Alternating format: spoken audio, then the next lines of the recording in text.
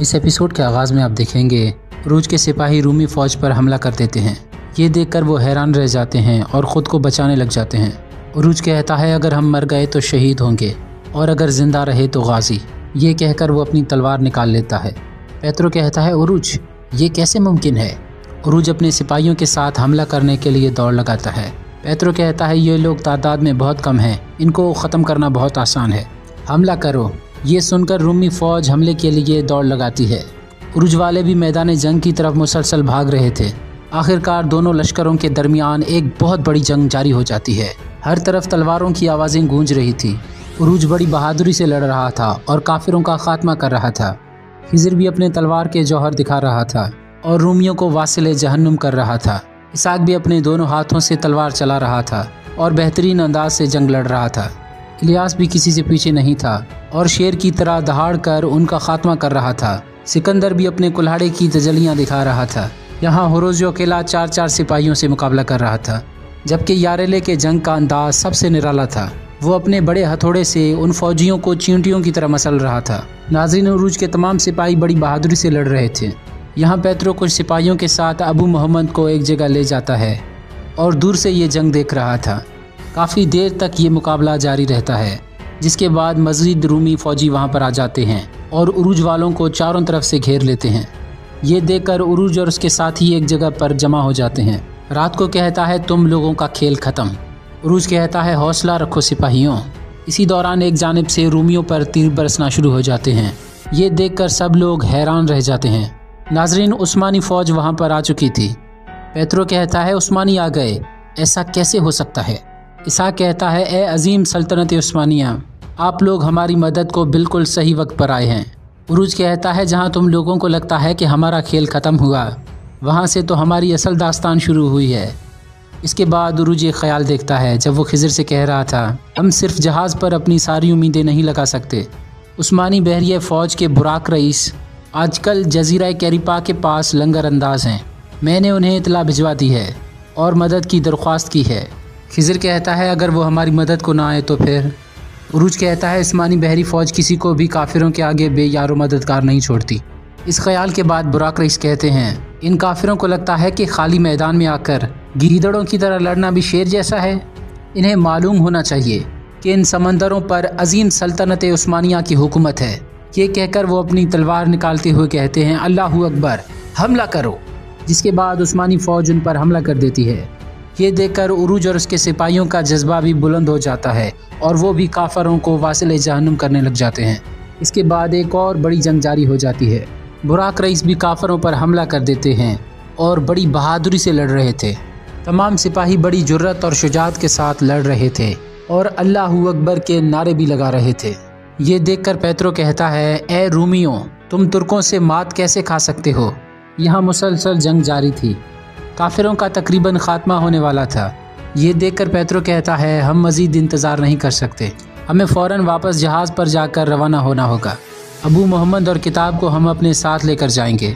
ये कहकर वो वहाँ से जाने लग जाते हैं। इस दौरान खिज़र की नज़र उन पर पड़ जाती है। खिज़र कहता है वो लोग अबू मोहम्मद और किताब को लेकर यहाँ से निकल रहे हैं।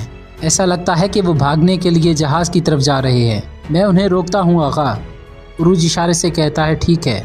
कुछ देर बाद पेत्रो अपने जहाज़ पर पहुंच जाता है और अपने सिपाहियों से कहता है अबू मोहम्मद को अंदर लेकर जाओ। जिसके बाद वो उसे नीचे ले जाने लगते हैं। पेत्रो कहता है वो लोग कश्ती के बगैर जहाज़ तक नहीं आ सकते, फौरी तौर पर जहाज़ को रवाना करें। ये कहकर पेत्रो भी नीचे आ जाता है।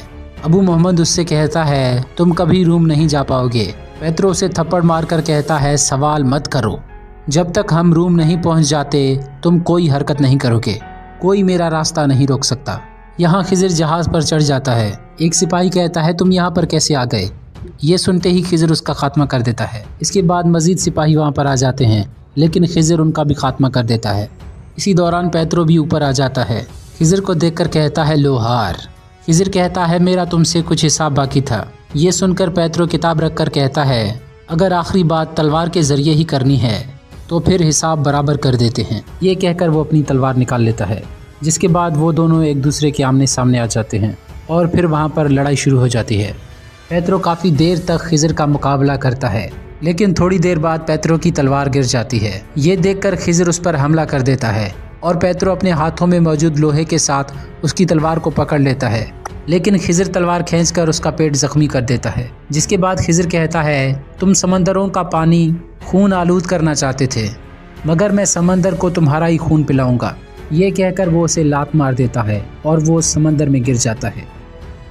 यहाँ मुसलमानों ने तमाम काफिरों का खात्मा कर दिया था, सिर्फ रात को ही बाकी था। ये देखकर उरुज के सिपाही उसे चारों तरफ से घेर लेते हैं। उरुज रात को से कहता है, अगर मेरे सिपाही चाहें तो एक ही बार में तुम्हारे टुकड़े टुकड़े कर डालें, मगर मैं तुम्हें मर्दानगी दिखाता हूँ। चलो हमला करो, हम भी तो देखें तुम कैसे शिकार करते हो। रात को कहता है, मैंने तुम्हारे सिपाहियों को मारा था और तुम्हारा भी वही अंजाम होगा। ये सुनकर उरुज उस पर हमला कर देता है, जिसके बाद लड़ाई शुरू हो जाती है। थोड़ी ही देर बाद उरुज उसे जख्मी करके उसके पेट में अपना तलवार घोंप देता है, जिसके बाद वो जख्मी होकर घुटनों के बल बैठ जाता है। उरुज कहता है, असल में तुम्हारा अंजाम नज़दीक है, मगर हम जो अंजाम करते हैं वो तुम लोगों जैसा नहीं है। हम अल्फाज से काम नहीं चलाते, बल्कि हमारी तलवारें बोलती हैं, और मेरी तलवार का वादा है कि शहीदों का इंतकाम लिया जाएगा। ये कहकर वो उसका खात्मा कर देता है। क्या खूबसूरत अंदाज से हमला किया। इसी के साथ रात को का खात्मा हो जाता है। इसी दौरान खिज़र भी वहाँ पर आ जाता है और कहता है, अल्लाह का शुक्र है आगा, हमने अबू मोहम्मद और किताब दोनों को हासिल कर लिया। ये सुनकर उरुज उसे गले से लगा लेता है। जिसके बाद वो बुराक रईस के पास जाकर कहता है, सलामत रहें बुराक रईस, अगर आप ना होते तो हमारा इस मौत के दायरे से निकलना बहुत मुश्किल था।